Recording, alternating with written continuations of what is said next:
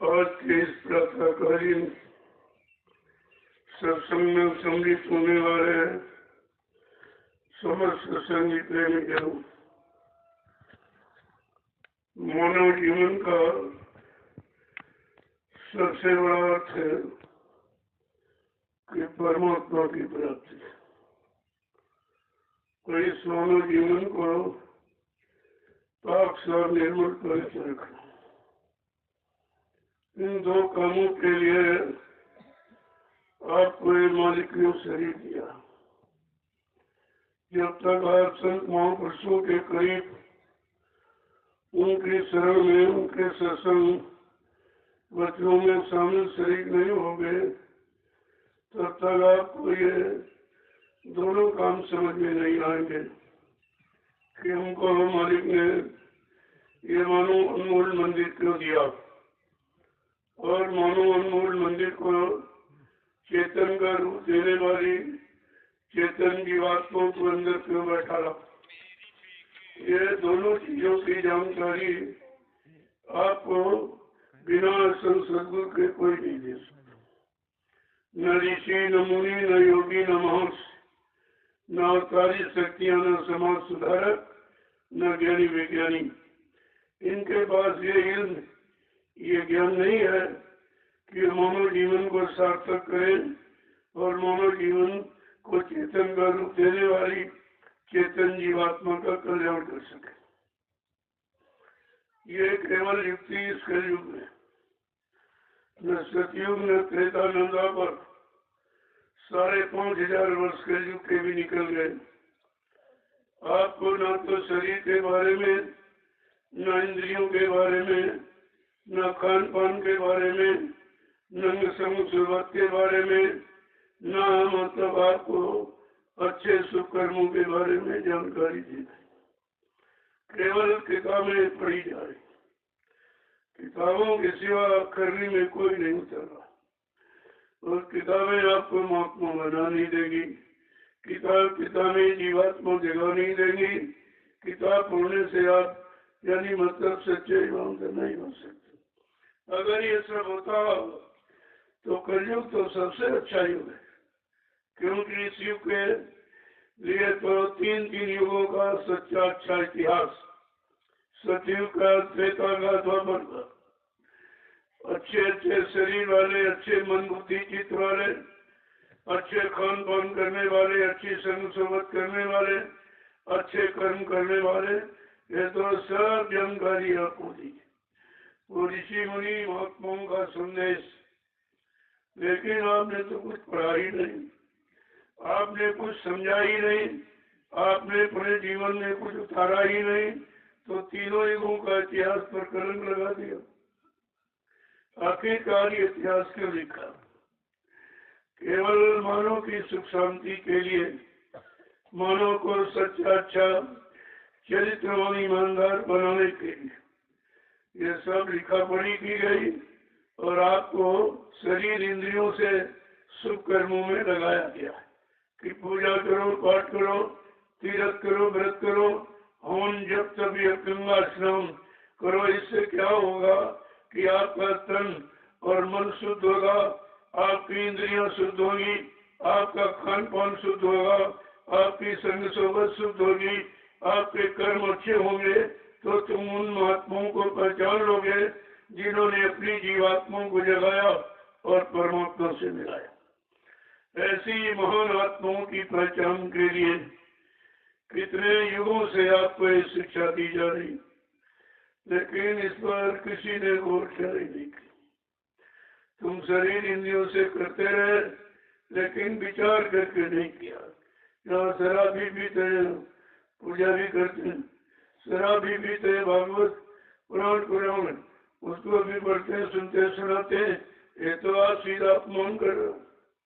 धर्म शास्त्रों का अपमान, धार्मिक व्यवस्था का अपमान, धार्मिक स्थलों का अपमान, और मतलब जब करोगे तो कितनी बड़ी सजा उस धर्म के की तरफ से कुदरत देगी। किसी को होश हवास नहीं है, एकदम समाधान का बंद हो गए, समझ में कुछ नहीं आया क्या करना है, क्या देखना, क्या सुनना, किसी की समझ में कुछ आता ही नहीं, क्योंकि जब तक वो समझदार जिन्होंने समझा, जिन्होंने चेत जागकर अपनी जीवात्मा को जगाया, परमात्मा से मिलाया, जब तक वो सदगुरु आपको नहीं मिलेंगे, ना तो शरीर का ज्ञान ना आत्मा का ज्ञान, किसी तरह का ज्ञान आपको नहीं हो सकता। किताबें थोड़ी ज्ञान गिरा देंगे, किताबें हाथ पकड़ के चलाएंगी नहीं, किताबें जीवात्मा को नहीं जगाएंगी, किताबें जबरदस्ती शुभ कर्म तुमको पकड़ के नहीं कराएंगी। वो तो जब तक कोई कराने वाला संत महापुरुष नहीं मिलेगा, तब तक ये काम बाप का कोई नहीं कर सकता। कलयुग के जियो बड़ी समझदारी से चलना है, बड़ी समझदारी से काम करना, क्योंकि यहाँ तुम्हारा मुस्तकिल मुकाम नहीं है। जैसे तुम अज्ञानता भूल ब्रह्म में कहते हो घर हमारा, मकान हमारा, जमीन हमारी, दुकान हमारा, दफ्तर हमारा, पति हमारा, पत्नी हमारी, बाल बच्चे हमारे, सब झूठा है। तुम्हारा यहाँ कोई नहीं। अगर तुम्हारा होता तुम्हारे साथ आता, या तुम उसको साथ लेके आते। जब बच्चा पैदा होता है यही आने की स्थिति, बिल्कुल नंगा और अकेला, कपड़े भी लेके आप नहीं आए। मकान दुकान और जमीन और दफ्तर की बात छोड़ दो, आप तो कपड़ा भी लेके नहीं आए, नंगे आए, और किसी के साथ लेके नहीं आए। न पत्नी, न पति, न बाल बच्चे, न भाई बहन बिरादर, न कोई सामान आप लेके कुछ नहीं आए। इसीलिए जब यहाँ से चलोगे तब बिल्कुल खाली करके जाना, क्योंकि जब आप लाए नहीं तो ले कैसे जा सकते। और ये विधान कितना पुराना है, अपने सामने अपने परिवार और गांव मोहल्ले शहर कदमों में रोज देखते हो कितने लोग रोज जा रहे हैं और खाली जा रहे हैं, सब यही छोड़ गए, कुछ नहीं ले गए। तो क्या तुम कुछ लेके जाओगे? अरे उन्हीं से तुम्हें समझ लेना चाहिए, जब हमारे पूर्वज, हमारे पहले जो रोज आंख के सामने जा रहे हैं, जब ये खाली जा रहे हैं, कुछ नहीं लेके जा रहे हैं, तो हम कैसे लेके जाए? जब कुछ नहीं ले जाना है तो इस कुछ के चक्कर में सब कुछ क्यों बिगाड़ रहे हो? इस कुछ के चक्कर में सब कुछ बिगाड़ रहे हो और कुछ आपकी समझ में नहीं आ रहा। तो समझोगे जब जिन्होंने कुछ और सब कुछ दोनों को समझ लिया और समझ करके एकदम खाली बैठे, बिल्कुल खाली, कोई लोभ, कोई मोह, कोई लालच किंचित मात्र उनके दिल में नहीं है। वो करते सब करते हैं, अपना कर लिया, तुम्हारा भी करते, और तुम्हारा करने के लिए सब कुछ लिए बैठे कि किसी तरह से तुम्हारा काम हो जाए। मतलब यानी काम के लिए सब कुछ पकड़े बैठे कि तुम्हारा कुछ काम हो जाए। कुछ और सब कुछ को समझना ही सच्चा ज्ञान है। ना आप कुछ समझ पाए, ना सब कुछ समझ पाए, तो फिर करोगे कैसे?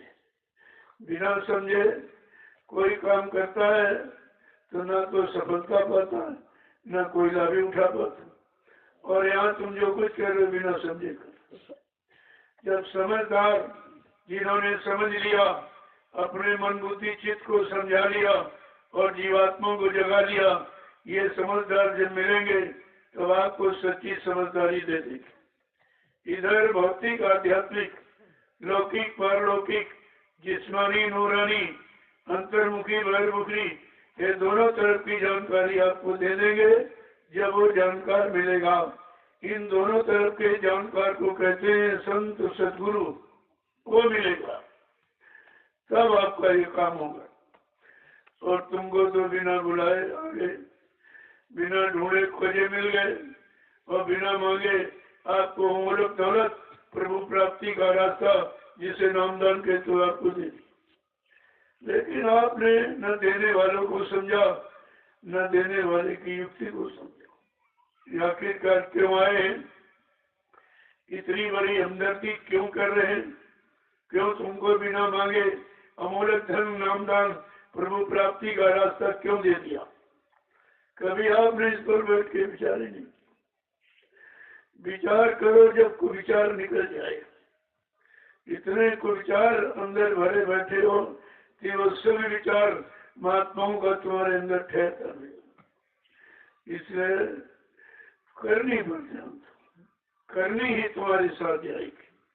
ये कथनी और बकरी और सुननी ये साथ नहीं करेगी। इसलिए जो जब सदगुरु कलयुग में पधारे, उन्होंने एक ही रास्ता रखा और उस पर जोर दिया कि करनी करो, मार मन डालो, इंद्रिय भोग विचारो, इतना काम करो तुम की, फिर आगे की सतगुरु जानी। इतना मन बुद्धि चित्त इंद्रियों से ये आपको करना है। अब तुम्हें यही नहीं मानो कि मन बुद्धि चित्त और इंद्रियां क्या है, शरीर क्या है, किस काम के लिए मेरा कौन सा काम करना चाहिए, कौन सा काम नहीं करना चाहिए, कैसा खान पान करना चाहिए, कैसा खान पान नहीं करना चाहिए। जब इसमें ईंधन गलत डालो, जैसे पेट्रोल की मशीन में अगर डीजल डालो खराब हो जाए, तुम ये समझो तेल तो ये नहीं है, लेकिन तेल है लेकिन उसका ये ईंधन नहीं है। इस तरह मानव शरीर का ईंधन क्या है, खुराक क्या है, भोजन क्या है, अभी तक आप उसको नहीं समझ पाए और कोई भी नहीं समझता। इसी समझ में आया ही नहीं, जो समझा चाह खा लिया, जो देखना चाह देख लिया, सुनना चाह सुन लिया और करना चाह कर लिया, लेकिन शुभ अशुभ पर आपने विचार नहीं किया। क्या शुभ है, क्या अशुभ है, क्या अच्छा है, क्या बुरा है, कौन झूठ है, कौन सत्य है, कौन असल है, कौन नकल है, ये कौन पाप है, कौन पुण्य, आपने कुछ विचार नहीं किया। इसीलिए तो ये सब कर्मों का विधान खराब हो गया। विधान खराब हो तो दंडित किया जाऊंगा। अगर यहाँ मानवीय विधान मानव समाज को सुव्यवस्थित ढंग से रखने के लिए जो मानवीय विधान बना, अगर इसके बरखिलाफ आप काम करो तो सजा पा जाती।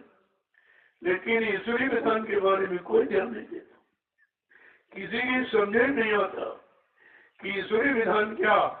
अरे मानवीय विधान में तो तुम इधर उधर भी कर सकते हो, घूस रिश्वत देके तुम इधर उधर कर सकते हो, लेकिन ईश्वरीय विधान अपनी जगह बदल और मजबूत है। वहाँ कोई तुम्हारी चाटनी चलन कहीं चलने वाली नहीं, और ईश्वरीय विधान तुम्हारे पर लागू है। तो पहले मानवीय विधान को समझो, शारीरिक विधान, इंद्रियों के विधान, मन बुद्धि चित्त के विधान को समझ लो। इसके बाद संत महापुरुष मिल जाएंगे तो जीवात्मा के विधान बता देंगे। जो सर्वोपरि है, असली चीज तो जीवात्मा है। अगर जीवात्मा निकल जाए, ये शरीर जिंदा रख सकते हो, 1 मिनट भी जिंदा नहीं रहे, और ये सब खत्म तुम्हारा। जिसके लिए, जिस शरीर के लिए दुकान, मकान, जमीन, दफ्तर, पत्नी, बाल बच्चे, धन दौलत जो इकट्ठा किया, अगर जीवात्मा निकल जाए सब बेकार, ये सब एकदम बेकार। अरे वही शरीर के साधन और शरीर के सामान जब भी आप प्रयोग कर सकते हो जब चेतन जीवात्मा रहेगी मौजूद। जिसके निकलने के बाद सब बेकार हो जाता। उस जीवात्मा के बारे में कभी आपने जानकारी की है या किसी ने जानकारी आपको दी? सब शरीर के चक्कर में दौड़े घूम गए, ये मिल जाए, वो मिल जाए, ये इकट्ठा कर ले, ये इकट्ठा, ये ले ले, वो इसका छीन ले, इसका झपट ले, इसकी चोरी, इसकी डकैती, इसका कत्ल, इसका छल कपट, बीमारी, बेईमानी। मतलब अब इसके लिए जिसके लिए सब कर रहे हो वो शरीर ही तुम्हारा नहीं। जब तुम्हारा नहीं तो किसके लिए कर? शरीर भी चला जाएगा और जो शरीर के लिए गुनाह और पाप की उसकी सजा को मिल जाए। यही अगर कर्मों का विधान समझ में आ जाए, कर्मों का हिसाब और माया का प्रसार, यही दो ही चीजें तो मुख्य हैं। और ये कौन समझाएगा? जिसने समझकर इनसे अलग हो गया वो आपको बता देगा। कहने का मतलब है, तभी कहा भाई जानकारी ऐसे नहीं करिए, नित्य सत्संग, बाधा सकल मिटाए, फिर ऐसा अवसर न मिले दुर्लभ नर्तन पाए। हर रोज प्रतिरोज सत्संग करो, करो, सुनो सुनाओ, पढ़ो पढ़ाओ नहीं करो। ये पढ़ा जाता है, सुना जाता है करने के लिए। अगर करने में लग जाते सब लोग तो ये मुसीबत आपत्ति दुख तकलीफ कुछ नहीं, बीमारी महामारी लड़ाई झगड़े कुछ नहीं, दैवी प्रकोप दुर्घटनाएं काल मौत भी खत्म थी। लेकिन आपने किया कुछ, तो लोग किताबें पढ़े पढ़ के रख दिया, बात के सुना दिया रख दिया, ना बांटने वाला कर रहा ना सुनने वाला कर रहा, दोनों मतलब। तभी तो लिखा अंधा गुरु और बहरा चेला तो वही नरक में ठेली फेरा। अगर गुरु अंधा है, आँख खुली नहीं, कान खुला नहीं, देखा सुना है नहीं, अनुभव किया नहीं, करने में उतारा नहीं, ऐसा अंधा गुरु तुम्हें रास्ता कैसे बताएगा? तुमको तो कोई जानकार चाहिए जिसकी जीवात्मा की दिव्य आंख और दिव्य कान नाक सब खुला हो, और वो इधर ऊपर और नीचे इधर उधर और सब तरफ देखता है और देख के समझता है और समझ करके फिर लोगों को समझाता है। आपको तो ऐसा चाहिए, कोई जागा हुआ सोया हुआ आपको जगा सकता? अरे 1 लाख आदमी सोए हो तो संख्या बेकार है। ये लंबी संख्या बेकार, अगर एक जगह हुआ हो तो 1 लाख को जगा देगा। बात तो जागने वाले की, और जागे मतलब जिसको होश हो गया, इधर क्या है उधर क्या, इधर सच्चा की उधर सच्चा, इधर हमारा की उधर हमारा, इधर हमारा बनाने वाला की उधर बनाने वाला, इधर असली की उधर असली, इधर नकली की उधर, ये सब जानकारी आपको रखनी चाहिए। और ये जानकारी सत्संग ही देगा, कोई नहीं। किसी के वचनों में ये नहीं, ऋषियों के, मुनियों के, योगियों को, महर्षियों के, ब्रह्मचारियों के, अवतारी शक्तियों के, ज्ञानी विज्ञानियों के, समाज सुधारकों के कितने वचन सुन लो आप, लेकिन जीवात्मा नहीं जग सकती। जीवात्मा संतों के शब्द ज्ञान दिव्य ज्ञान से जगती है, और ये सब अक्षर विद्या है, और अक्षर अक्षर नीचे के पार बैठा है। तो मतलब यानी शब्द की जानकारी करने वाला नहीं, अक्षर निअक्षर अक्षरातीत हो गया, उधर बैठा हुआ, इन सबसे परे निकल गया, वो आपको परे ले जाएगा और परे का ज्ञान करा देगा, और उधर की सब चीज आपको मिला दिला देगा। लेकिन इसे लिखा वही खोज करो, गुरु कोई खोज करो भाई, बिन गुराह कोई नहीं पाई। ऐसे सुंदर सदगुरु की खोज करो जिसने अपनी जीवात्मा को जगा दिया हो, परमात्मा से मिला लिया हो, परमात्मा के दरबार का दरबानी रोज आने जाने वाला हो। वो तुमको पहुंचा भी देगा और तुम्हारा इधर का काम भी बना, छुड़ाएगा कुछ नहीं, लेकिन पकड़ने भी नहीं देगा, आपका छुड़ाएगा नहीं। देखो संत महापुरुष है, न स्त्री छुड़ाई न पति छुड़ाया, न बच्चे छुड़ाए, न खेती न दुकान न दफ्तर, कुछ नहीं बंद कराया, केवल ये कहा ये तुम्हारा नहीं है, इसको पकड़ो मत, प्रयोग में ले आओ, प्रयोग कर लो। और प्रयोग इसलिए कि तुम्हारा इनके साथ कर्म करने का लेन देन देर से पूरा कर, इसे पूरा कर लो होश में। फंसने की जरूरत नहीं, निकलने के लिए पूरा करो। तुम फंसने के लिए बैठे, इतनी बार तुम नहीं सोच पाते हो, ये सब फंसने के लिए दिया है कि इनसे धीरे से कर्म कर जा, निपटाओ और निकलने की कोशिश करो। बात तो समझ में आई नहीं किसी की, क्योंकि आपने कभी संतों को देखा नहीं, संतों की पहचान निरख परख आपको है नहीं, संतों का शब्द ज्ञान मालूम नहीं है, वो किस लिए मानव चूल्हे में आए और इस धरती पर क्यों आए, उनके आने का मतलब क्या है, और किस काम के लिए आए और किधर के लिए ले जाने के लिए, मतलब समझाने के लिए आए, कुछ भी तो आपको नहीं मालूम। नित्य सत्संग, जब रोज सत्संग करोगे, सुनते सुनते तो बहुत जीवन निकल गया था, सुनाने वाला सुनाते सुनाते रह गया और सुनते वाले सुनते सुनते रह गए। न सुनाने वाले ने अपना काम जाना न किया, न सुनने वालों ने। गोस्वामी महाराज ने इसीलिए लिखा, गुर अंध बधिर कर देखा, एक नहीं सुनी एक नहीं देखा। कांधा गुरु और बहरा चेला की बात क्या है, एक ने देखा नहीं तो दूसरों को दिखा कैसे पाए। जब उसने अंदर की आवाज ऊपर की आवाज सुनी नहीं तो सुना कैसे देगा? ये तो जिसने देखा और जिसने सुना और जिसकी जीवात्मा का दिव्य आंख कान खुल गया, जब वो मिल जाएंगे तुम्हारा भी खुल। इसलिए जब संत आए तो उन्होंने सारा रास्ता एकदम साफ कर दिया, कोई किसी तरह का भूल भ्रम संदेह शंका रखा ही नहीं। इनको स्वामी जी महाराज भी आए 550 वर्ष, जिन्होंने रामचरितमानस लिखा। क्यों लिखा, क्या जरूरत थी? अरे अपना काम उन्होंने चले जाते, लेकिन नहीं, वो जीवों के हमदर्द है कि मैं तो, मेरा शरीर पूरा हो गया, लेकिन शरीर में जो जीवात्माएं आएंगी उनके लिए मैं कल्याण का रास्ता निकल देता, कल्याण का रास्ता। यह जीवात्मा तेरा कल्याण कैसे होगा, किसके द्वारा होगा, करने वाले कौन होंगे और कब आएंगे, कैसी स्थिति परिस्थिति में आएंगे, कैसे काल और देश में आएंगे, यह सब उन्होंने लिखा। उत्तरकांड यही सबसे महत्वपूर्ण है और ये कोई नहीं पढ़ता। इसमें तुम्हारे सारे प्रश्नों का उत्तर और सारी समस्याओं का समाधान है। ऐसा ही उत्तरकांड लिख दिया, तो दिया, लेकिन समझने तो किसी को नहीं, क्योंकि लिखने वाला कौन था और समझने वाले कौन? लिखने वाला शब्द ज्ञानी था और वाचने पढ़ने वाले अक्षर ज्ञानी। कैसे समझने की, कैसे इनकी समझ में आएगा? तो उन्होंने कहा ये तुम्हारी बीमारी कौन खत्म करेगा? जैसे शरीर के 2 आंख 2 कान नाक के दरवाजे अगर बंद हो जाए तो आपको दिखाई से ना देगा। शरीर की आंखें कान बंद हो जाए, कुछ दिखाई से नहीं देती। तो आप कहते हो कि चलो कोई ना कोई बैठ जाकर हकीम की तलाश करें।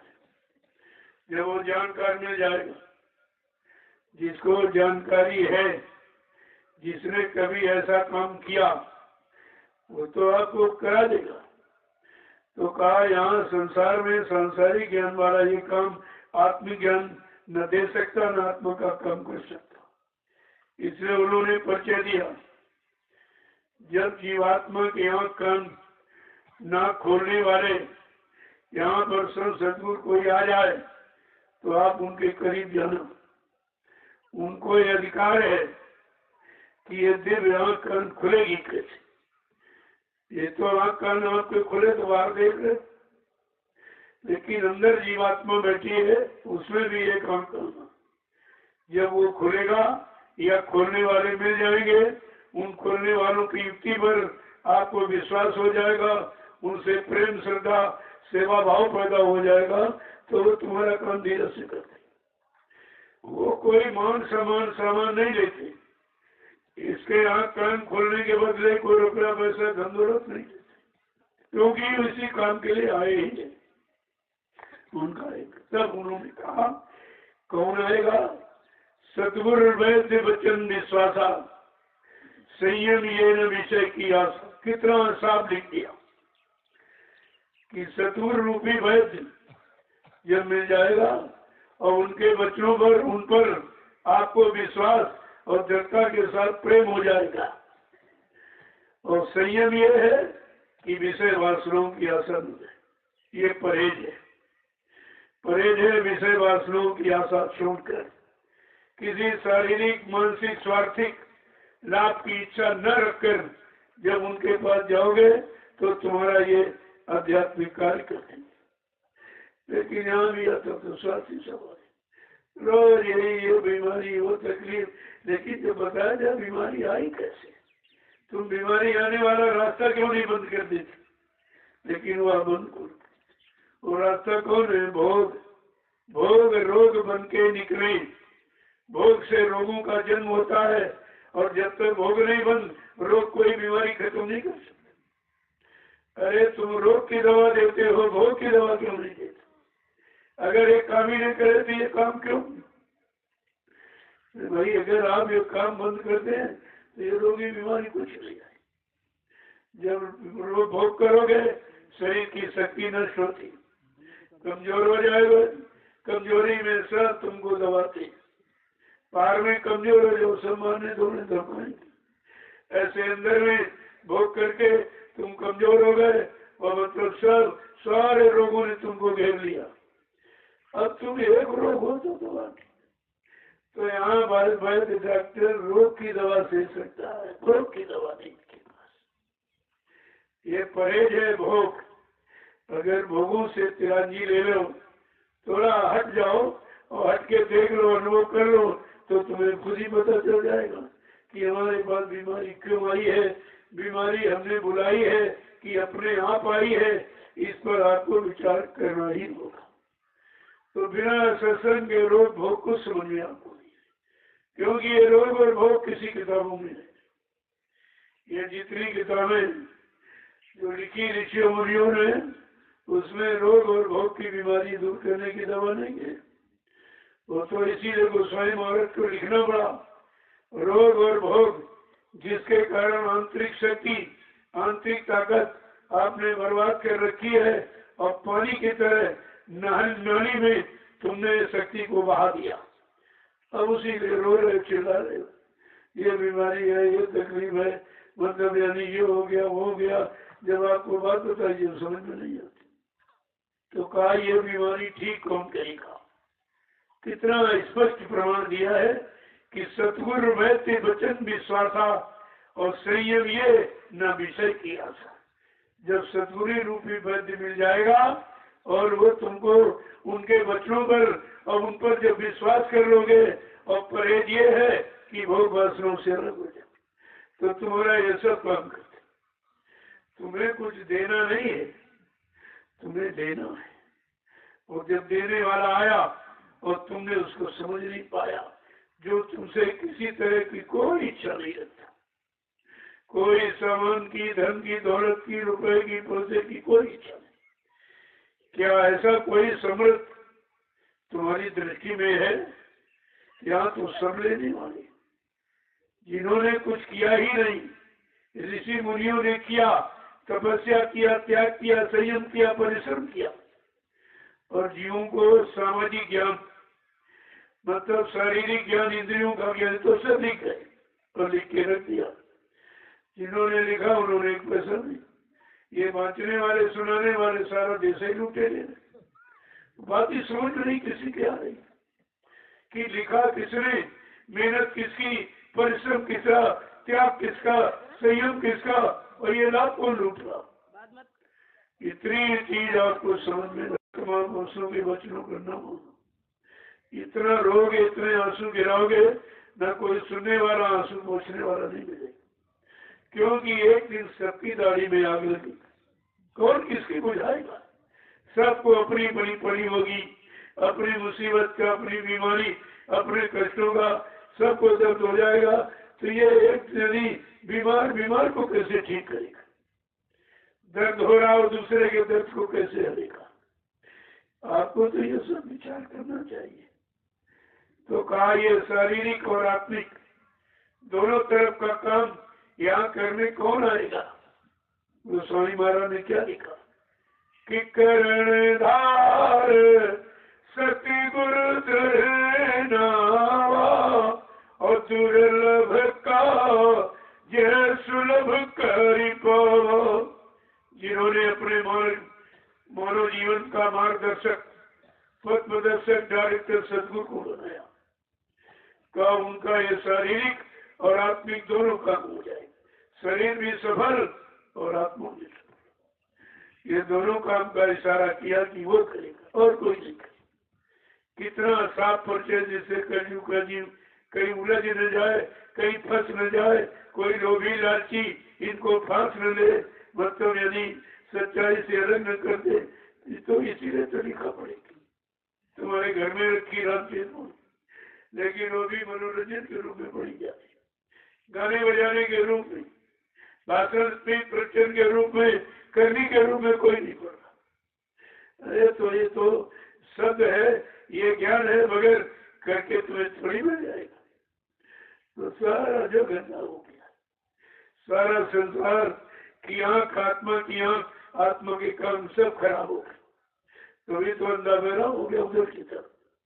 और जब तक कोई आंख कान का जानकार सब सदगुरु नहीं आएगा, वो आंख आंतरिक आत्मा के आंख और कान ना खराब, उसकी दवा उन्हीं के पास और या किसी के पास। वो दवा क्या है?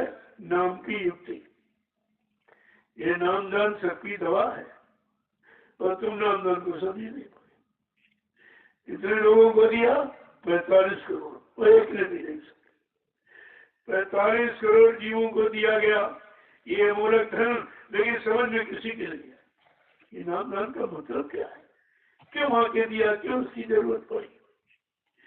क्योंकि यहाँ तो सब मतलब रही पूजा पाठ में पड़े, लेकिन नामदान क्यों किया? अगर पूजा पाठ तीर्थ व्रत दान हवन जब गंगा स्नान से अगर किसी का काम हो गया होता तो संत महापुरुषों को ये नाम की युक्ति देने की क्या जरूरत थी। लेकिन बातें नहीं समझ में आती। जुटा पड़ा भागा जा रहा, दौड़ा जा रहा, ये भी नहीं देख रहा कहाँ जा रहे हैं, और जा रहे हैं वहां कुछ मिलेगा कि नहीं, वहां कोई बैठा है कि नहीं बैठा। दौड़ के गए तो पत्थर के सामने खड़े हो गए, हाँ जी विराट पत्थर क्या देगा, क्या पत्थर बोलेगा, क्या पत्थर समझाएगा, क्या पत्थर कोई युक्ति कोई समाधान करेगा। अरे भाई जड़ और चेतन में कोई अर्थ ही नहीं समझ में आया। तो उन्होंने कहा भाई जड़ पूजा करते करते तुमको मिला क्या?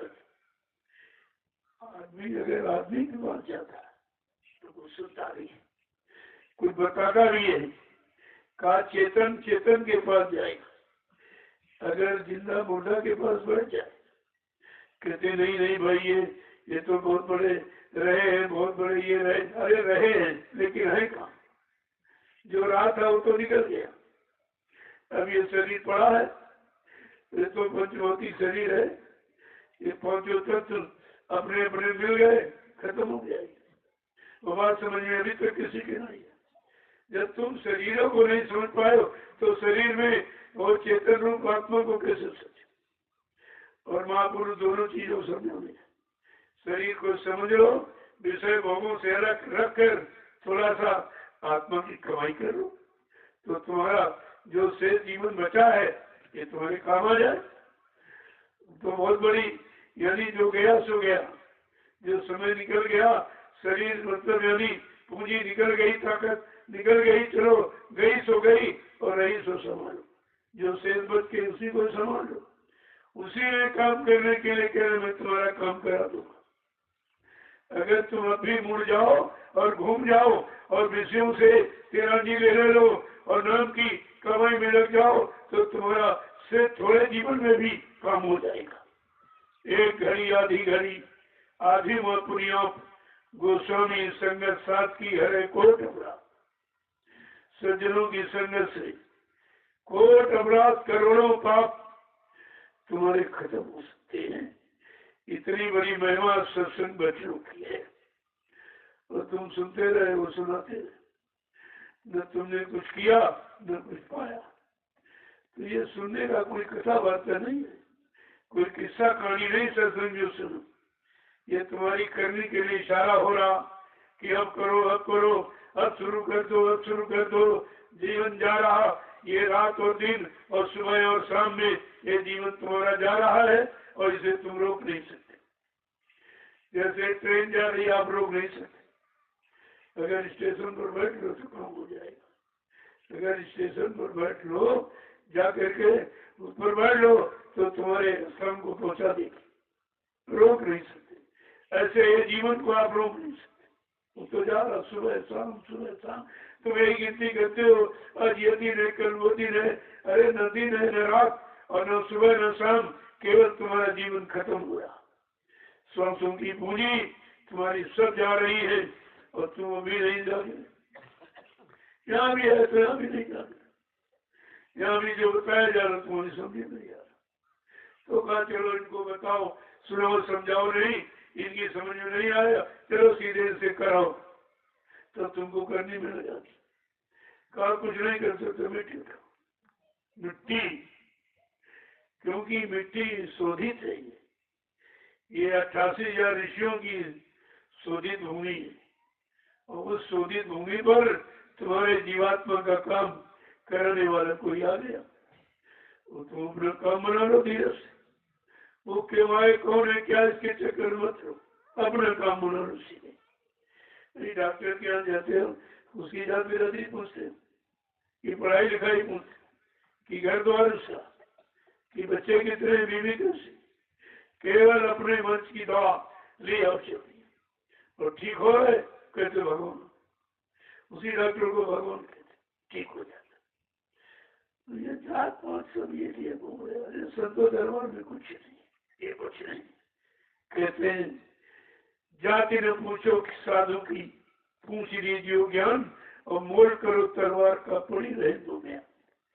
जैसे तलवार की म्यान जिसमें रहती है वो भी तो चमड़े की है, उस चमड़े की म्यान से मतलब नहीं है तलवार से मतलब, और तलवार से भी मतलब नहीं तलवार की धार से मतलब। धार माने ज्ञान, ज्ञान काट देगा ज्ञान को, ज्ञान काट देगा अंधकार को, ज्ञान काट देगा पाप को। ये तो इतनी बड़ी धार आपको मिली है नाम रूपी और तलवार की, लेकिन बात यह है कि तुमने समझा कुछ नहीं, समझ में आपके आया नहीं, तो यहाँ तुमसे कराया जा रहा। कि सुबह उठो, घंटा सन की आवाज दो इनको, घंटा सन आवाज निरंजन, जिस देश में रह रहे हो, जिसके काल भगवान का देश है, उसी की आवाज सुना के आपको दिखाया जा रहा कि उसके देश से जगो, उसकी आवाज है, खड़े हो जाओ और जब कर अपने देश अपने लोक मंडल का काम शुरू कर दो। ये भजन, भजन माने भगनो, भगो है उसे, भगो निकलो। तुम्हारा घर नहीं, तुम्हारा मकान नहीं, तुम्हारी जमीन नहीं, तुम्हारा दुकान, तुम्हारा दफ्तर नहीं, तुम्हारे बच्चे नहीं, चलो घर भागो। ये तो काल भगवान का देश और उसी का सामान है, उसने सामान तुमको फंसाने के लिए दे दिया। सबसे बड़ा बंधन देखा, पहला बंधन देखा, दूसरा तिरिया जान और चौथा पुत्र पचवा नातीमा। बस इसी 5 बंधनों में तुम्हें बांध दिया गया, तुम हमारे हमारे, ये पत्नी हमारी, ये पति हमारा, बेटा हमारा, बेटी हमारी। अरे तुम्हारे यहाँ कुछ नहीं, जब तुम नंगे अकेले आए थे तुम्हारा किसने हो गया? तुमने जो पिछले जन्मों के कर्जा लिया, खा लिया, किराया नहीं, वो ले लिया, दिया नहीं। वो इतना चतुर है काल, अपना कर्जा लेने के लिए तुमको एक पत्नी दी, एक पति दिया, बेटा बेटी दी दिए, कर धीरे से कर्जा चुकाओ। ये चुका लो, ये कर्जा लेने आए, तुमको देने कुछ नहीं आए, अपना कर्जा दे। कर्जा पूरा हो जाए तो जल्दी चला जाएगा। जिसका कर्जा पूरा हो, पति का पूरा पति जल्दी चला जाए, पत्नी का पूरा पत्नी जल्दी चली जाए, बेटा का पूरा बेटा चला जाए। अब वो कर्जा उसका भी पड़ गया, वो तो जा रहा, तुम यहाँ रो रहे। तुमको ये भी नहीं मालूम कि हमारा रोना कि तुम्हें हंसना चाहिए, चलो उसके कर्जे से बच सकते। लेकिन ये मोह में कुछ नहीं समझते। मोह सकल व्याधन कर मूला, जिनसे उपजत है सब सूला। मोह संपूर्ण व्याधियों की, परेशानियों की जड़ है। और कहा कि मुंह जाएगा कैसे? कहा बिन सत्संग न हो मोह भंगा, बिना सत्संग के मोह भंग नहीं होगा। ये दोनों चीजें आपको मिल गई, लेकिन अभी तक किसी का मुंह नहीं गया, किसी ने मुंह को अभी तक समझ नहीं पाया, और ये भी नहीं समझा कि मुंह खत्म कैसे होगा। ये मुंह सबकी ममता टाक बटोरी, कल सबकी ममता को बटोर के जगह रख दिया और तुमको दे दिया और भरवा दिया। देखो ये पति तुम्हारा, ये पति तुम्हारी, बेटा बेटी तुम्हारे, ये सब जमीन दुकान सब तुम्हारा मकान सब, अब इसी में आप फंस गए। अब ये भूल गए कि हम तो नंगे आए थे, कहने आए थे, हमारा कैसे हो गया? जब हम लाए नहीं तो हमारा कैसे हो जाएगा, और हमारा नहीं तो हमारे साथ जाएगा नहीं। अगर इतनी बात आप समझ लेते तो ये होशियारी ये कि इससे काम भी बना लेते और अपना चल पड़ते। जल्दी से काम बनाओ। जब संत महापुरुषों ने इशारा करके बता दिया, ये सब किराए भाड़े पर मिला, शरीर भी किराए पर मिला, कुछ दिन के बाद समय पूरा हो जाएगा, छीन लेगा। अगर तुम्हारा शरीर हो तो तुम्हारे अनुसार जाना चाहिए, तुम्हारा होता तुम्हारे अनुसार जाए। ये छीन क्यों लेता? अरे छीना जबकि इसीलिए तुम्हारा है नहीं, और तुम इसको क्यों पकड़े बैठो और छीनो? हमने जिस काम के लिए दिया था तुमने वो काम नहीं किया, और हमने अपना इस शरीर से कर्जा चुका लिया। कितना होशियार देखिए, उसने कहा हमने शरीर इसलिए दिया कि तुमने शरीर से बहुत कर्जा लिया था और बहुत लोगों को सताया, और तुम भी यही बीमारी, तुम्हारी बीमारी क्यों आई कि तुमने लोगों को सताया। तुमने जितने जीव मारे या तुम्हारे लिए मारे गए, क्योंकि तुम मांस खाते हो, अगर लोग खाना बंद कर दे कोई जीव नहीं मारा जाए, तो जितनों का खाया उसको बदला देंगे। वही ये बदला ले रहे हैं तरह तरह की। तुमने टांग करी, तुम्हारी टांग टूट गई, तुम्हारा हाथ टूट गया, तुम्हारा ये ऑपरेशन वो ऑपरेशन, क्या है? ये सब तुम्हारे कर्म कर्जों का लेन देन है। देखो कैसे भुगतान करा। शरीर को लोगों ने कष्ट, आपने कष्ट दिया जिन जिन शरीरों को, और शरीर में वही कष्ट आ गए। जिनका लिया वो डॉक्टर बन गया रहने वाला, वो तुम्हारा शरीर भी काट रहा, उधर सजा भी शरीर की और उधर पैसे की अदायगी। कितना विचित्र विधान है ये। और आज तक अभी किसी विद्वान ज्ञानी को भी समझ में नहीं ये सब क्या है। महापुरुष वही आपको समझाते कि धीरे से इस काम में लग जाओ तो बीमारी नहीं खत्म। ये कर्जे वर्जे सब खत्म करा देगा नाम धन। ये नाम धन ऐसी दौलत है, इससे सब के कर्जे खत्म हो जाएंगे और आप पर कोई सता नहीं सकता कि सता के, मार के, काट के और तो वैसे दंडित करके, अपमानित करके आपसे कर्जा ले।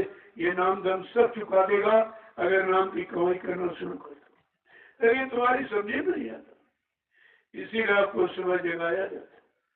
तुम तो जाग नहीं सकते, तुम तो सो ही रहे हो और सब तरफ से सो रहे हो।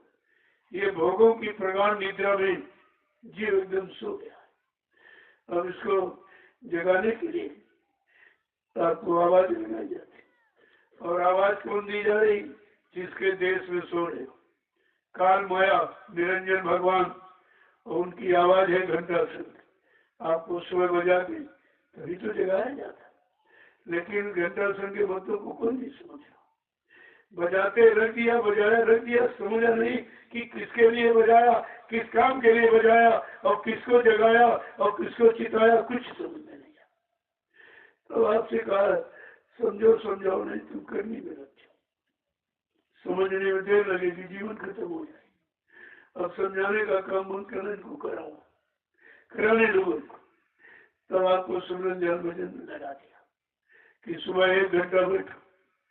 जब 1 घंटे मजदूरी करोगे आपको लाभ मिलेगा। यहाँ तो नगद सौदा, उधार नहीं।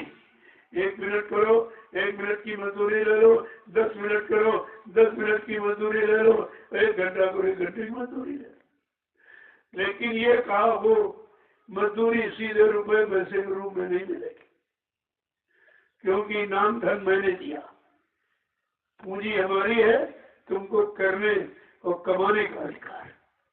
लेकिन कमाओगे जो करोगे 10 घंटा 15, 1 घंटा 15 मिनट 20 मिनट, वो जो मेरे खाते में आएगा।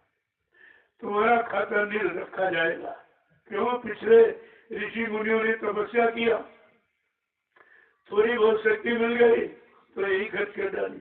खुश हो गए, आशीर्वाद दे दिया, नाराज हो गए, श्राप दे दिया, श्राप आशीर्वाद में उनका सब कुछ खत्म हो गया। अंत समय जब बिल्कुल खाली चलेंगे बेचारे। तो संतों ने शोध किया, जब ऋषि मुनि पाक साफ मन बुद्धि चित्त वाले, खान पान अच्छा करने, कर्म अच्छे करने वाले, जब उनको जो तपस्या से शक्ति मिली उसको रोक ही नहीं पाया, तो ये कलयुग का कमजोर जीव, ये तो आत्मिक शक्ति है, ये कैसे रोकेगा? तो कहा इसको रोकने के लिए इसके खाते में कुछ मत रखो। जब खाता खाली तो क्या खर्च करो, लेकिन जो कमाओगे का वो मेरे खाते में आएगा। यही तुम्हारी नाम की कमाई का खाता। उधर धर्मराज के दरबार में जब तुम्हारी जीवात्मा खड़ी की जाएगी और पूछा जाएगा तूने कितना अपराध, कितना पाप किया, किनको मारा, किनको सताया, कितना व्यभिचार, कुचार, झूठ, छल, कपट, बेईमानी की, उस समय गुरु ये तुम्हारा खाता पेश करती, नहीं नहीं, इसने मेरे आदेश पर नाम की कमाई की। ये खजाना है, उस खजाने से सारे अपराध, सारे दोष, सारी सजाएं तुम्हारी सब माफ हो जाएंगी। कितनी बड़ी काम हो रहा, अब तुम्हारी कमाई रख कौन रहा, संभाल कौन? क्या ऐसा कौन मिलेगा कि तुम्हारी कमाई को संभाल के रखे? तुम इतनी बात समझ कहाँ पाते हो? जब आत्मिक धन जो आपने कमाया गुरु के आदेश पर, तो वो सब कमाई का मैं अपने पास रखूंगा और ये खर्च कर डालेगा। इसको तो वो सोच है नहीं, जब खुश हो जाएगा तो आशीर्वाद देगा, नाराज होगा श्राप, तो ऋषि मुनियों की तरह ये सारी नाम की कमाई यही खत्म कर देगा और चलने के वक्त बिल्कुल खाली हो जाएगी। उन्होंने कहा हाँ तुम कमा सकते हो, सुमरन ध्यान भजन कर सकते हो, जो 10, 15, 20 मिनट किया का वो कमाई है, वो मेरे आदेश पर किया है, तो मतलब वो मेरे पास रहेगी। और अंत समय में जहाँ तुम्हारी संसार की कोई कमाई नहीं जाएगी, और धर्मराज दरबार जब लेखा वहाँ मांगेगा, और मतलब वहाँ तरह तरह के, तो फट से गुरु वही तुम्हारा यदि मतलब कमाई का लेखा जोखा पेश करते, वही खाता, ये खाता मेरे आदेश पर इसने नाम की कमाई की, और उसका ये खाता है। और इस उस नाम की पूंजी से वो ऐसी पूंजी है तुम्हारे अनंत जन्मों के पाप के खाते को फाड़ के फेंक देगा। कितना बड़ा काम तुम्हारे साथ हो रहा, और तुम उस अंदरूनी दया को नहीं सोच, और जो दया कर रहा उनको ही लोग भूल गए, कहा वो मर गए, वो मतलब चले गए, वो कभी नहीं आएंगे, और ये वो, अरे तो ये खाता कौन ले जाएगा? ये कौन पेश का तुम्हारा ये काम कौन कराएगा? जिनके पास तुम दौड़ के गए हो, क्या ये काम तुम्हारा कोई कर सकता है? क्या उसके उनके पास तुम उनका अपना ही खाता नहीं, तो तुम्हारा खाता कौन रखे? वो खुद ही नहीं वो दरबार जा सकती उनकी जीवात्मा, तो तुम्हारी को कैसे पहुंचा के क्षमा कराती? ये सब बातों को अगर समझते तो किसी लोभी लालची के चक्कर में आकर अपना सच्ची सदगुरु की शरण और चरण को कभी नहीं छोड़ते, कभी आप नहीं छोड़ते। लेकिन आपने समझे नहीं था। जय गुरुदेव, जय गुरुदेव, जय गुरुदेव। जब ऐसे वचन सुनने का मौका मिल जाए, समझ लो गुरु की दया हो रही। बिना उनकी दया के एक पत्ता नहीं हो सकता। तो तुम घर बार छोड़ के यहाँ कैसे आते? अरे तुमको वही दया घसीट के ले आई, तुम नहीं आए हो। उनकी दया जो नामदान दिया है वो डोर है, नाम डोर, सब डोर, वो तुम्हारे हाथ में नहीं, किसी के हाथ में नहीं, उन्होंने अपने हाथ में रखी। जैसे पतंग उड़ाने वाला डोरी पतंग उड़ाने के पास किसी के पास नहीं होती, और पतंग आसमान में चली गई, देखने वाला फिर बहुत दूर चली गई, न डोरी न उठाने वाला, पता नहीं पतंग कहाँ गिरे, किसके हाथ लगेगी। अरे वो तो उड़ाने वाले को मालूम है। और कितनी ऊंचे पतंग आसमान में चली जाए, और उड़ाने वाला जब चाहेगा और डोरी को समेट कर अपने पैर के अंगूठे पर रख देगा पतंग। ऐसे पतंग की तरह जीव है, ये उड़ रहा, कहीं चला जाए, किसी की तरफ, इधर चला जाए उधर चला जाए, लेकिन डोरी जिनके हाथ में है जब चाहेंगे तब घसीट ले। और वही डोरी खींची जा रही, देखो जीव खींचे चले आ रहे। क्या किसी को कोई बुलाने गया? नहीं, डोर उनके पास, जहाँ तुम गए उनके पास डोर नहीं है। वो डोरी तो जिसने नाम दान दिया उसी के पास, उसी की। तो धीरे धीरे आप देखते जाइए कैसे डोरी को समेटा जा रहा, खींचा जा रहा, कैसे उस जीव रूपी पतंग को कैसे यानी नीचे उतारा जा रहा। तो ऐसा तुम्हारे साथ हो रहा, वो किया जा रहा, क्योंकि जो देने आया वो देकर ही जाएगा, जो उद्धार करने आया उद्धार करके ही जाएगा, जो जीवात्मा को जगाने आया जगाकर परमात्मा से मिला कर ही जाएगा। लोग कितना ही झूठा प्रचार करें, उससे क्या होगा? उससे कुछ होने वाला नहीं है। और उसी की शुरुआत के लिए इस जमीन का चुनाव होगा, क्योंकि और कहीं तो जमीन ऐसी रही नहीं। ये 88,000 ऋषियों की तपोभूमि है, उनकी भी महिमा करो। फिर उन्होंने जो मेहनत की, हजारों वर्ष तपस्या की, बेचारे करके चले गए, जमीन तो बना गए, लेकिन जमीन पर कोई काम बनाने वाला नहीं आया कि जीवों का काम कैसे बनाया जाए। अब ये सुनाने से तो बन नहीं जाएगा, कराने से बनेगा। करना और कराना तो आपको धीरे से लगा दिया, इधर उधर से ध्यान हटाओ, क्योंकि कोई तुम्हारा काम करने वाला नहीं, कोई तुमको लाभ देने वाला नहीं, तुमसे लाभ लेने वाले। तुमको लाभ कोई नहीं देगा, तुमसे सब ला दे। रुपया दो, पैसा दो, सेवा दो, सामान दो, सम्मान दो, तो ये लेने वाला है कि देने वाला? लेने वाला दाता कि देने वाला दाता? तुम इतनी छोटी बात नहीं समझ पाए हो। जो तुम्ही से पैसा मांग रहे, तुम्ही से सेवा मांग रहे, तुम्ही से सामान और सम्मान मांग रहे, ये मांगने वाला भिखारी होता कि दाता? क्या भिखारियों से उम्मीद रखते कुछ मिल जाएगा? और तुम्ही से मांगा, ऐसा भी आपने विचार किया? ये है सदगुरु का सच्चा दरबार, जहाँ जीव से लिया नहीं जाता बल्कि दिया जाता। अगर वो देता है, उसको कैसे उससे लाभ मिलेगा, उसी में लगा देता है। ये सब चीजें आपको समझदारी के साथ रखनी चाहिए। यहाँ कोई देने वाला, सब लेने वाले। संतों की वाणी पढ़ ली, याद की, रट की, वो भी लूट रहे, वो भी वही काम कर। तो बताओ, जब सब लुटेरे, कभी कहा रक्षक भक्षक हो जाएगी, धन धाम तुम्हारा क्या होगा? जब ये धर्म की रक्षा, राज्य की रक्षा, समाज की रक्षा और जीव की रक्षा के लिए जिनको खड़ा किया वही भक्षक बन गए, तो कल्याण कहाँ होगा? लाभ कहाँ से मिलेगा आपको? ये सब जानकारी आपको रखनी चाहिए।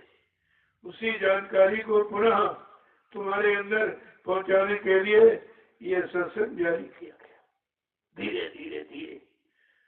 और पहले सुनो फिर करो। अभी सुनाया जा रहा, फिर कहेगा उठो चलो सेवा करो, चलो सेवा करो, और फिर शाम को का भजन करो, सेवा करते रहो। अरे सेवा ही तो भजन है। मैं जानता हूँ कि आप भजन सो जाओगे, आलस आ जाएगा, तो एक ही टाइम आपको सुबह सुबह, क्योंकि सुबह आपकी नींद पूरी हो जाती, कोई उठती नहीं, सुस्ती नहीं, तब आप भजन कर सकोगे। और शाम को आपने सेवा किया तो शरीर थक गया, तो भजन बैठा तो आधे लोग सोते रहते थे, आधे ज्यादा सो जाते। अरे भाई, इनका समय नींद का भी जा रहा और काम भी नहीं हो रहा। तो ऐसा काम यहाँ नहीं कोई किया जाता। जिससे लाभ मिले वो काम भले 2 मिनट करो, 10 मिनट करो, लेकिन जाके तो उसका लाभ मिलेगा। और तुम बैठ गए और 1 घंटे में 45 मिनट सोते रहे और 15 मिनट मरीजन को चला, भजन हुआ नहीं। घंटा तो निकल गया एक, लेकिन तुम्हारा काम कुछ नहीं, क्योंकि आप काम आपने किया नहीं कुछ। यह है करनी का आसार। यहाँ करनी कराने के लिए ही इशारा किया जाए, बाकी यहाँ भाषण से परिचय नहीं होते, ये काम नहीं, इनसे काम होने वाला ही नहीं। कैसे किया जाए? लेकिन बगैर इशारा और बगैर बताए तो आप करोगे क्या? तो बता दिए भाई, ये सेवा वो सेवा। जिस सेवा से तुम्हारा काम होना और जिस सेवा करने से तुम्हारे पर किसी का कर्म कर जाना, वो सेवा आपको बताई जाती है।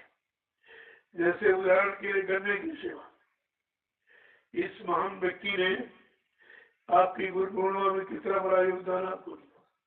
पानी की पूरी फ्री सेवा किया, जितने भंडारे सब में पानी नहाने के लिए और दिशा मैदान जाने के लिए जिसने इतनी बड़ी व्यवस्था आपकी फ्री की है, उसका कर्म कर जाना नहीं दे पाए। इसलिए मैं आपको सेवा के लिए इशारा करता हूँ, जाओ ये बड़ा कर्म कर जाओ, उतारो, और जब कर्म कर जाओ तुम्हारा उतरेगा, उस व्यक्ति का मनोबल बढ़ेगा, सुंदर से चलेगा, उसका भी काम हो जाए।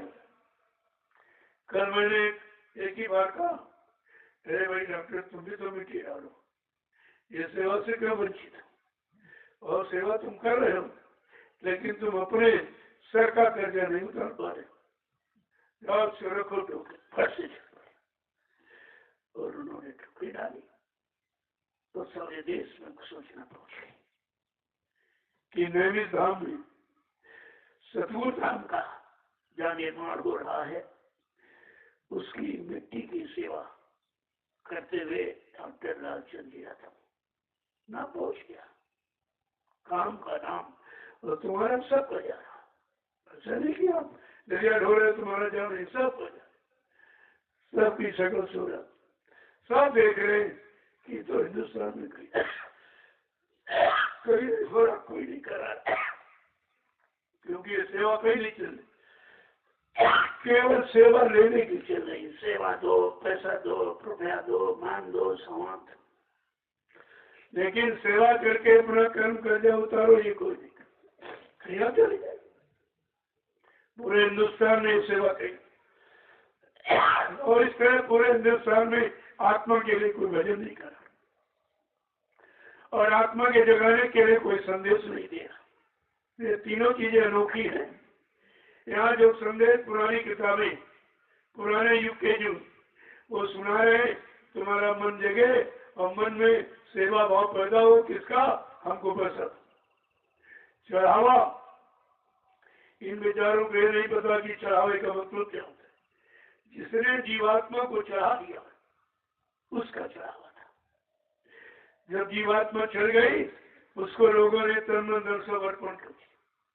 समर्पित भाव, कंप्लीट सरेंडर, आत्मसमर्पण, इसी को कहते। अरे उनका चढ़ावा, ये सब वो भी चढ़ावा ले रहे, इनको पता ही नहीं तुम कहाँ चढ़ाया, इनको चढ़ाया कि गिराया, और ऐसे गड्ढे में गिरा दिया कि दोबारा उठना मुश्किल है, उठना मुश्किल भी है। ये तो जानकारी किसी को नहीं है। इसलिए अब आप लोग जाओ, थोड़ी सी गन्ने की सेवा करो और वहां जाके गन्ना चूसो, जिससे पेट साफ होगा। पेट की जलन, कोई किसी को गैस बनती है, कोई ब्लड प्रेशर हाई है, ये तमाम चीज की दवा है। और अपना वहां से पत्ती, जो हरी पत्ती सब ले आओ। यहाँ अनाज का जो स्टोर बनेगा उसमें बहुत बड़ा छप्पर रहती है, जो बच जाएगा छोटी छोटी कुटिया बन जाएंगी, जो प्रेमी आते जाते उसमें ठहरेंगे।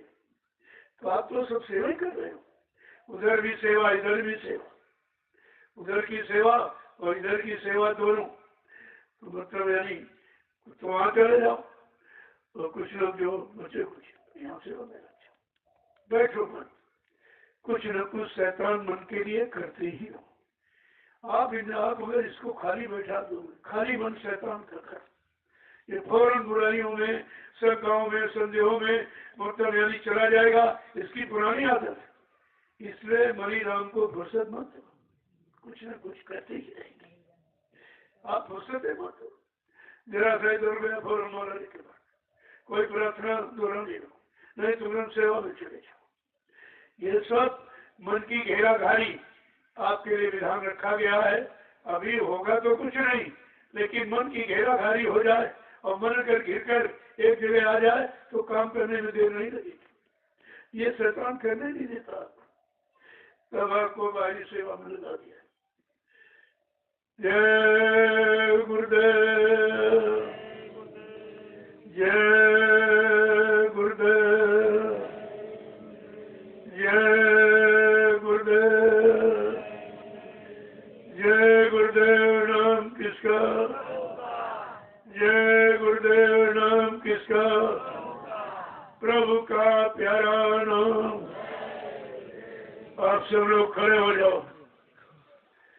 प्रभु कलयुग के नाम का उच्चारण कोई नहीं करवा, इससे वायुमंडल में सब प्रदूषण ही प्रदूषण। कोई सतयुग का नाम, कोई त्रेता का नाम, कोई द्वापर का नाम। कलयुग के नाम की किसी को जानकारी ही नहीं है और सब अपने अपने युग में अपने अपने नाम से लोगों का काम हुआ। अगर एक ही काम परमात्मा का नाम रहा होता तो सतयुग में जब हरि नाम आया वही काम पूरा करता।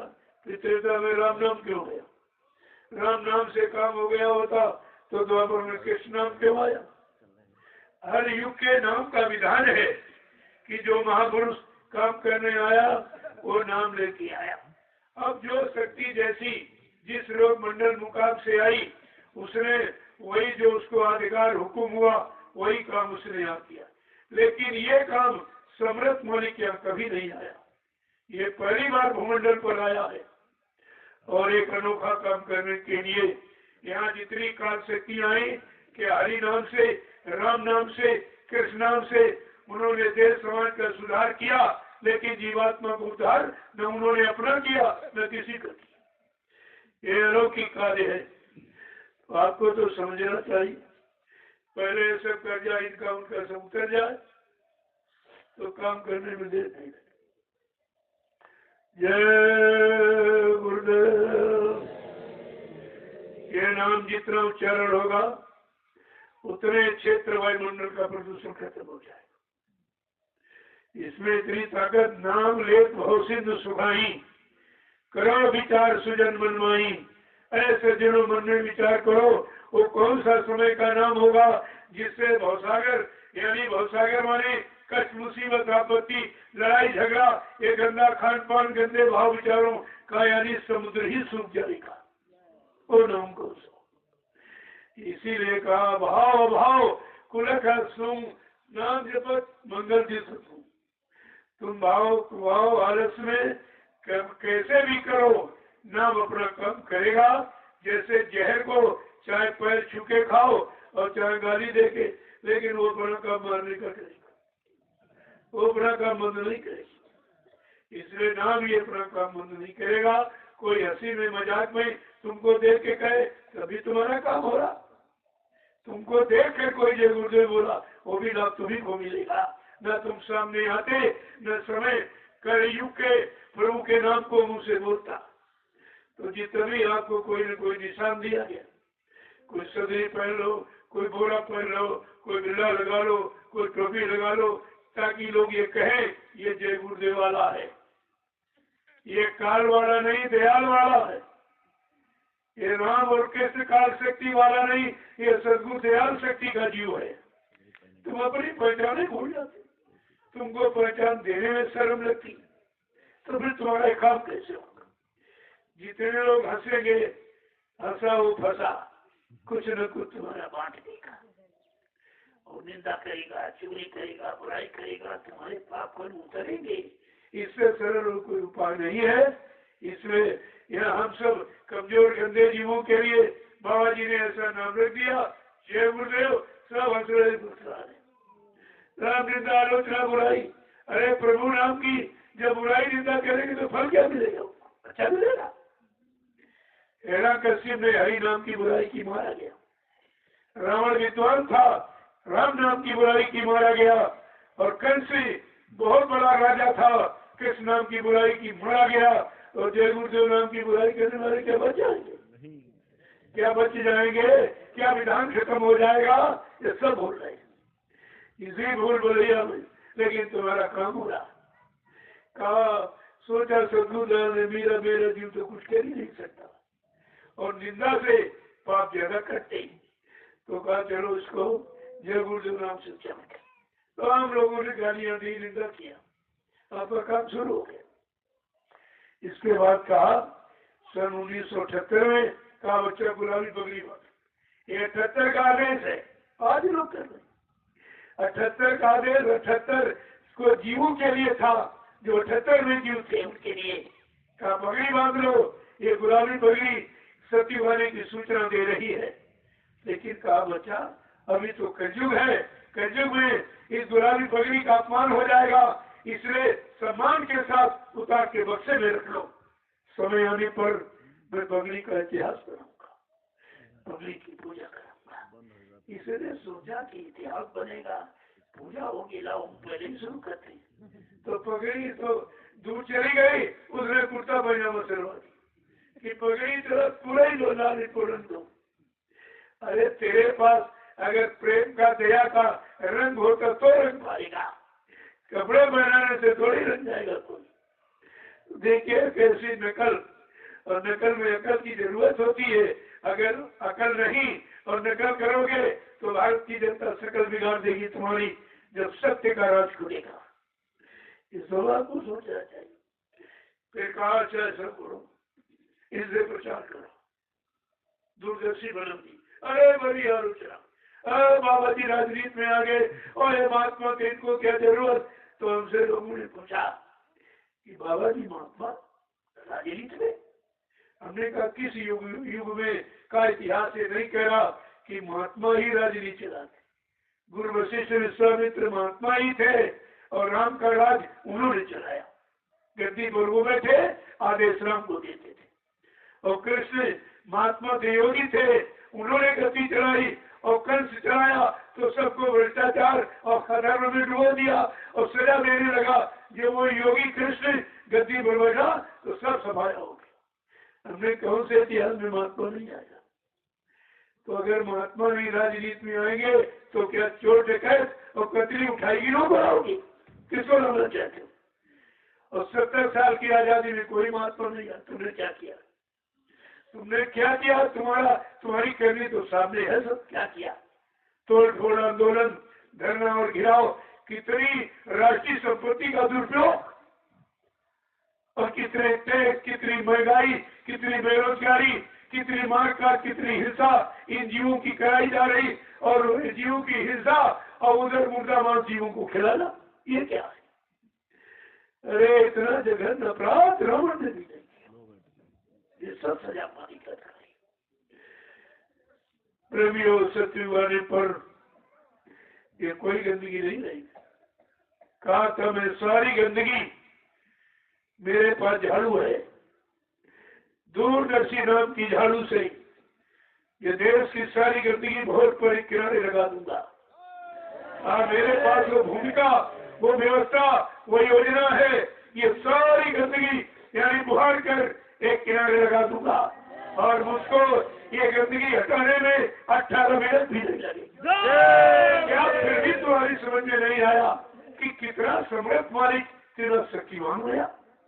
राम को गंदगी यानी अधर्म और पाप और पापाचारियों की गंदगी हटाने, उनको मिटाने में 18 महीना लग गया और कृष्ण को यही गंदगी हटाने में 18 दिन लगे।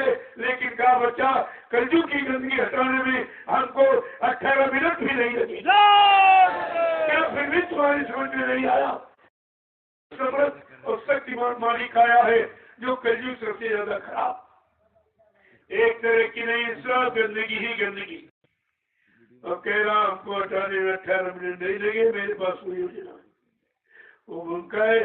लेकिन अभी मैं लोगों को बता रहा हूँ कि शायद कोई कर दे, ये न कहे कि बाबा जी ने हमको बताया नहीं, ये गंदगी हम हटा देते। तो सबको बता दिया जाए, सबको बताया जा रहा कि भाई हटा सकते हो, हटा दो। अच्छा से अच्छा काम करना तो आप कर लो और बुरा से बुरा जो भी तुम्हारे दिल में है रावण की तरह सब पूरा कर लो। लेकिन अंत में परिणाम क्या होगा? परिणाम भी देख लीजिए तुम्हारा क्या होगा। जय गुरुदेव, जय गुरुदेव, जय गुरुदेव। नाम किसका? प्रभु का प्यारा नाम। जोर से बोलो, सब मिल बोलो, बोलना होगा, अभी से बोलो। दुख दर्द हरेंगे, सब कष्ट हरेंगे, सुख शांति भी देंगे, सबके दाता, सबके मालिक। प्रेम से बोलो, ये राम नहीं इंसान का, ये राम है भगवान का। ये काम नहीं इंसान का, ये भगवान का काम। समाज देश की स्थापना, धर्म की स्थापना और प्रभु का काम है जीवात्मा को जगाना। अंतर है, पहले आपको जय गुरुदेव नाम परमात्मा का सिखाया गया, आपसे बढ़ाया गया कि अभी परमात्मा का काम, उसके लिए दूरदर्शी बनाई गई। 90% काश्तकार हिंदुस्तान में उनकी समस्याओं को हल करने के लिए भूमि ज्योतक संगठन बनाया गया, लेकिन किसी ने समझा भी नहीं।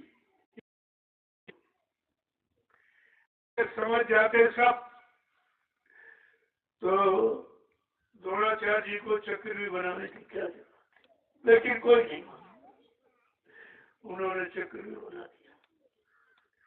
वो काल की व्यवस्था थी, दयाल की तो नहीं थी, तो सबको मरवा कटवा दिया। कहा ये चक्रव्यूह है, और उस गुरु द्रोणाचार्य के चक्रव्यूह को कृष्ण भी नहीं समझ पाए।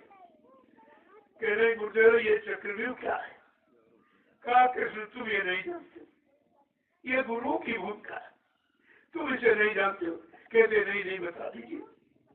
कहा अगर जानना चाहते हो ये चक्रव्यूह, इसमें सबकी बुद्धि चकराएगी और तुम्हारा चक्र सुदर्शन भी चलेगा। कहा नहीं, हमने तो संकल्प लिया है कि महाभारत अस्त्र नहीं उठाऊंगा।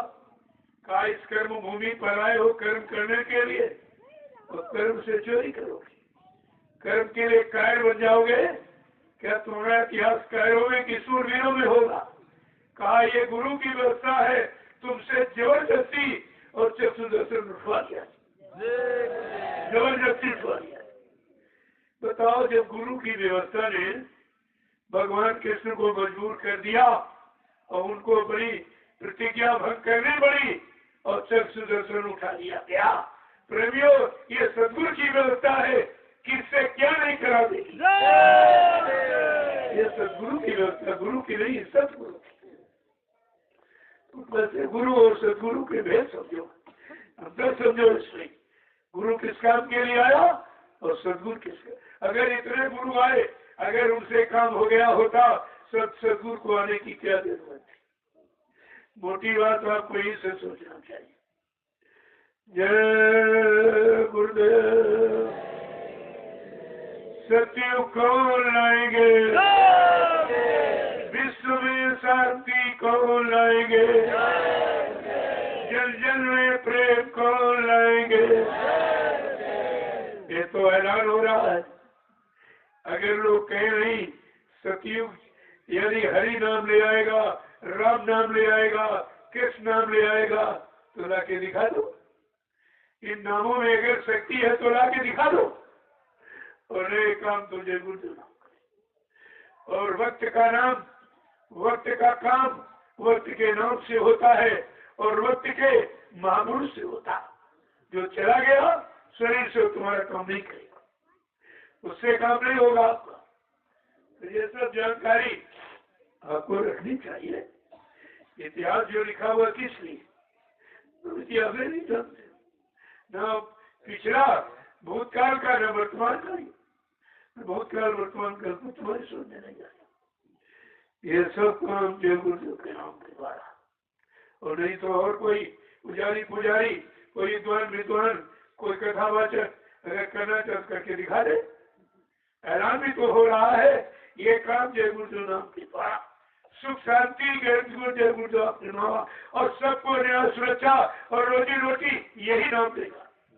अगर और किसी के नाम से काम होना होता और कोई करने वाला निकला होता तो 70 साल की आजादी का समय बहुत होता, और कुछ नहीं हुआ। बर्बादी की सेवा कुछ नहीं। अब इनके पास क्या है? 70 साल समय निकल गया तो इतना बिगड़ गया है किसी की बस की बात नहीं, और ये हथियार डालने ही वाले। बाबा जी ने कहा भी था, जब राजनीति लोग अपना हथियार डाल देंगे, कहेंगे न्याय सुरक्षा रोजी रोटी देना मेरे बस की बात, महंगाई गरीबी बेरोजगारी हटाना मेरे की बस की बात नहीं, टैक्सों की भरमार रोकना मेरे बस की बात नहीं, चोरी डकैती का बलात्कार बंद कराना मेरे बस की बात नहीं, और ये जीवों की हिंसा और हत्या ये मेरे बस की बात नहीं, और राम की धर्म भूमि और कृष्ण की कर्म भूमि पर ये मुर्दा मांस खिलाना और बुद्धि से नशा शराब को पिलाना, ये काम कहते मेरे बस का नहीं। तो बचा, मैं अपना ब्रह्मास्त्र उठाऊंगा। जब ये हथियार डाल देंगे, आगे मान लेंगे, मैं अपना ब्रह्मास्त्र उठाऊंगा। और ब्रह्मास्त्र किसे कहते? बाबा जी के ब्रह्मास्त्र को भूल गया। 18 वर्ष तुमसे दूरदर्शी का प्रचार कराया और आप नहीं समझ पाए। ये दूरदर्शी भूमियों तक दो ब्रह्मास्त्र, और अभी ये उठे भी नहीं और चले भी नहीं, और परिणाम पहले बताया। जैसे उदाहरण के लिए राइफल के नाल से जब गोली निकल जाती परिणाम बाद में आता, क्या निकलने पहले गोली का परिणाम कोई बता सकता? जब गोली निकल जाती परिणाम आता तो बाद में कि मर गया, कि घायल हो गया, कि बच गया। लेकिन अभी बाबा जी ने ब्रह्मास्त्र उठाया नहीं और चलाया नहीं और परिणाम पहले बताते कि मेरा दूरदर्शी ब्रह्मास्त्र चलेगा, क्या करेगा, क्या करेगा। का दूरदर्शी आएगी, धरा पर सती उड़ाएगी। दूरदर्शी का ऐलान, ये स्वर्ग बनेगा हिंदुस्तान। दूरदर्शी का पैगाम हर बच्चे को देगी काम। दूरदर्शी आएगी, माँ बहनों की लाज बचाएगी। दूरदर्शी का संकेत और 100 बीघा देंगे खेत तो गरीबी कहाँ रहेगी, क्योंकि प्रकृति को नियंत्रण में रखा जाएगा। जब चाहोगे तब पानी बरसा देगा, सिंचाई सिंचाई भिचाई की कोई जरूरत नहीं।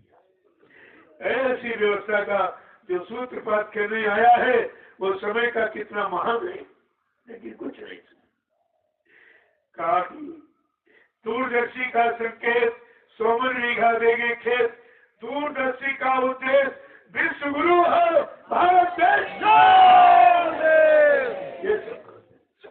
ये है ब्रह्मास्त्र का परिणाम। अभी लोगों की समझ नहीं आ रहा, कुछ नहीं समझ में आ रहा, कुछ नहीं।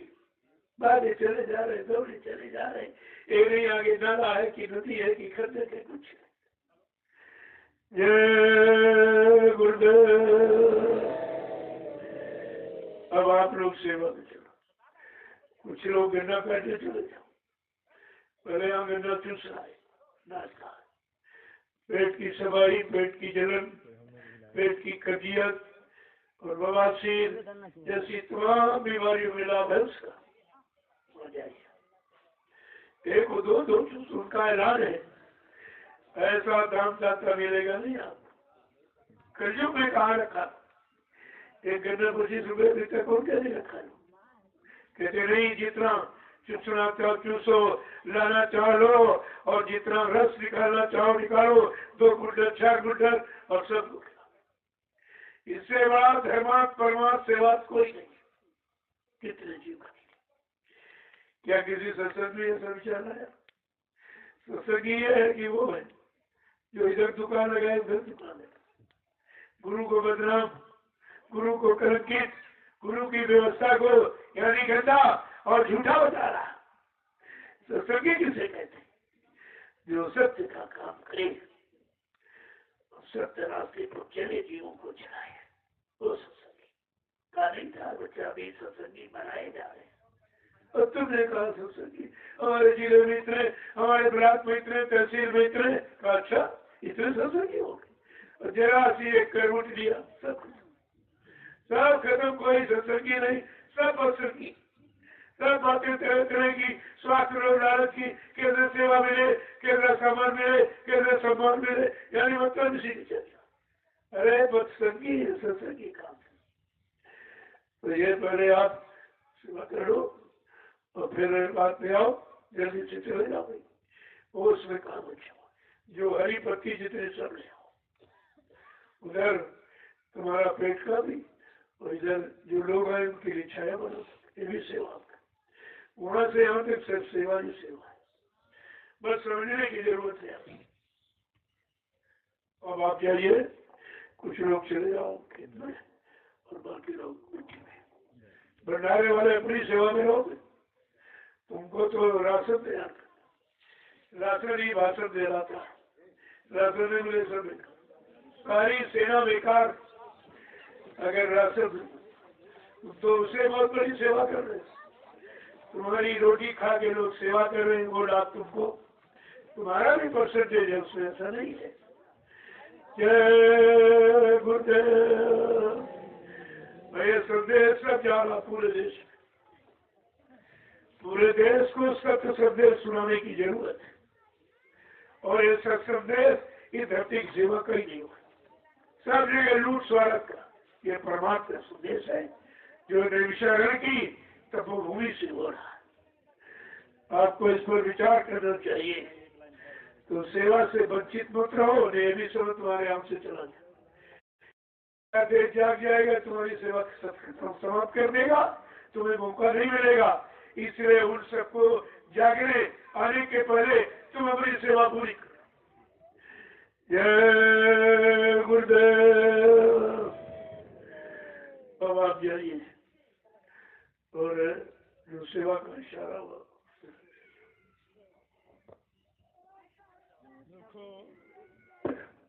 शाम को मैं रोज मिलता हूँ। इस तरह भागा दौड़ी मत करो, मैं खुद ही चल के वहां मिलता हूँ और आपको प्रसाद देता हूँ। सब चीजें तुम्हारी तो पूरी हो ही नहीं, सबकी सुनता हूँ, परेशानियों के लिए कोई न कोई विधान बता देता हूँ और प्रसाद देता हूँ। ये तो सब आपका काम हो रहा है, तो नहीं कि मैं किसी से मिलता नहीं।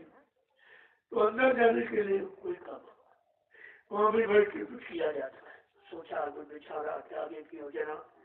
आगे एक महान कार्य की अंतरराष्ट्रीय पूज पाठ दादा गुरु की पूर्ण स्मृति का वार्षिक भंडारा बात करवा, उसमें आपको सामने शरीक होना है। सारे देश के लोग वहां जुट रहे, वहां बड़ी व्यवस्था है, जहाँ पूरा हिंदुस्तान आएगा, अन्य देशों के लोग भी आ रहे। की बार बहुत से विदेशों से फोन आया, यह संदेश आप भी सुनना चाहते हैं, तो आपने कहा भाई ठीक है सुन लीजिए आप। तो यहाँ से लोग भेज देते हैं, वो अपना हिंदी का इंग्लिश ट्रांसलेशन करा सुन रहे हैं। अंग्रेजी थोड़ी काम कराएगी, हिंदी काम कराएगी, हिंदी काम कराएगी। तो हो रहा क्या मतलब नहीं, तो सबको जरूरत है, सब आएंगे। जब सब आएंगे तो आपको सेवा कहाँ मिल पाएगी। इसलिए उनके आने के पहले तुम पूरा सेवा वाला काम खत्म कर लो, और नहीं करोगे तुम जानो तुम्हारा काम क्या नहीं। बाद में नहीं कहोगे हमको मौका नहीं मिला, और तुम गली से नहीं निकलोगे। और निकलोगे कब? नहीं निकलो, कोई न कोई आफत भेज दूंगा, यहाँ से कोई बीमारी भेज दूंगा, दौड़े चले जाओगे। तो अच्छी तरह से क्यों नहीं आते? ये आते कहाँ के सब बीमारी भी नहीं, जाओ सबको बीमार करो, सब पर भूत चढ़ा दो, तो क्या आएंगे? क्योंकि भूत और बीमारी का निवारण हिंदुस्तान में कहीं नहीं। कितने रुपए पैसे ले डालो, बीमारी जाने वाली नहीं है। और कितने झाड़ फूक कराने वालों से मिल लो, कोई भूत नहीं उतार सकता। ये सब जगह नाम के द्वारा होगा काम तुम्हारा। तो सब ऐसे साधारण तो आते नहीं है। जब बीमारी तकलीफ मुसीबत सब जगह पैसा खत्म, सब कुछ खत्म हो गया, तब यहाँ मरे। चलो चलो वहां से कुछ काम हो जाए, काम तो यहाँ से हो जाएगा, लेकिन तुमको कुछ करना पड़ेगा। ये सोचने वाला सुनाने वाले से काम नहीं, करने से काम। तो आपको सेवा में लगा दिया। अब जिनको विश्वास है वो अपना काम कर रहे हैं, और जिनको नहीं विश्वास वो निंदा चुगली पड़े। अरे आप मिट्टी उठाई जा रही, और मिट्टी उठाना अपने खेतों में करेंगे क्या? खेत की मिट्टी सूटी नस्तर नहीं है। इतना देर मिट्टी उठाई, क्या मिला? और ये उठा लो तो क्या मिला? अरे मिट्टी मिट्टी से परिचय कर लो, समझ में सब आ जाएगा। ये आदेश है, वहाँ कोई आदेश नहीं है। ये परमार्थ है, वहाँ स्वार्थ के लिए मिट्टी उठाते हो, ये परमार्थ के लिए उठा रहे। तुम्हारा भी काम है, कर्म कर्जा उतर रहे हैं, और जहाँ मिट्टी पड़ेगी वहाँ भव्य इमारत खड़ी होगी, और भविष्य में करोड़ों लोग आएंगे, भजन करेंगे, और उनको भी लाभ मिलेगा। वो लाभ का परसेंटेज तुम्हारे खाते में आएगा। ना तुम मिट्टी डालते, न नींव बनते, न इमारत बनती। क्या बगैर नींव की इमारत बन जाएगी? ये नींव है मिट्टी। बात ही नहीं समझते, मिट्टी मिट्टी मिट्टी दिमाग में तुम्हारी बच गई। जरूर डलिया रखो। कुछ लोग कैसे लिए जाते नहीं भाई, ऐसे कर जाने करेगा, इस पर रखो, इस पर दबाव पड़े, सारा इसी पर गट्टर बना हुआ पापों का धीरे धीरे खिसकेगा। सर पे रख के डलिया अहंकार के गुमान खत्म करेगा तुम्हारा। और तुम ऐसे वैसे तेरा फेरी करोगे, लगे रहे काम कुछ भी करते रहे, मजदूरी कुछ नहीं, क्योंकि आदेश के अनुकूल नहीं काम करोगे तब प्रचुर करोगे। बात आखिरकार सर की डलिया से क्यों खाली टाली लगा के लीडर मार दिया जाता है? प्रेमियों का कैसे खाऊंगा, कैसे काम होगा? आपने जो आश्रम बनेगा उस जगह को देखा कितनी खाली थी, और गुरु पूर्णिमा के कार्यक्रम में सब प्रेमियों ने भर दी। जैसी भी फेल हो गई इनके आगे, वो एक बढ़ता था तो फिर 4 तारीख में भी बता देता था। ऐसा नहीं कुछ सोच समझ के कुछ देख के किया जाता। तुम्हारा काम कैसे होगा, किस तरह वही तरीका बनाया तो आप बात सुनोगे नहीं। अब आप चलिए बड़ी बड़ी सेवा में लग जाओ और भीड़ से वो गन्ना काट के आ जाओ। दोपहर में आराम कर लेना, शाम में